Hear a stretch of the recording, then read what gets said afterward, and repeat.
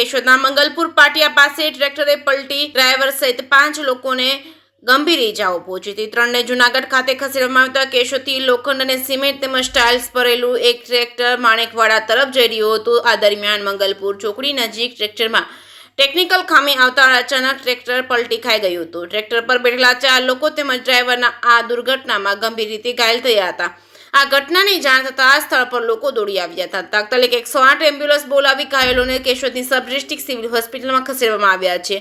Doctor દ્વારા પ્રાથમિક સારવાર આપ્યા બાદ 3 વ્યક્તિઓની હાલત ગંભીર હોવાનું જણાતા વધુ સારવાર માટે જૂનાગઢ સિવિલ હોસ્પિટલમાં ખસેડવામાં આવી। આ ઘટનાની માહિતી મળતા જ પોલીસ દ્વારા પણ સ્થળ પર પહોંચી તપાસ શરૂ કરવામાં આવી છે। પ્રાથમિક તબક્કે ટેકનિકલ ખામીના કારણે અકસ્માત થયો હોવાનું અનુમાન છે। કેશોદમાં આવા માર્ગ અકસ્માતો વધી રહ્યા છે, જેના કારણે વાહન ચાલકો તથા માલ પરિવહન કરતા લોકો માટે સુરક્ષાની ચિંતા ઊભી થઈ રહી છે।